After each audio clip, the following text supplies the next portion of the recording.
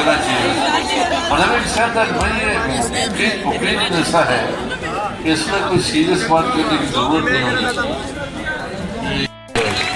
So thank you, Bhutto Sahab, wherever you are. I can't see you, but thank you very much for organizing such a great event. It is amazing, beyond my.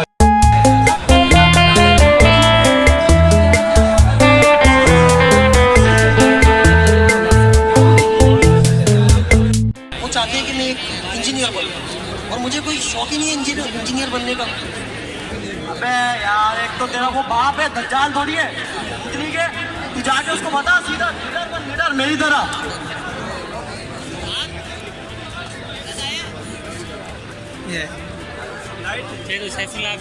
मैं कह रहा था यार, वो नमाज पढ़नी चाहिए, कुरान शरीफ पढ़ना चाहिए दिनों रात, शाम और सुबह।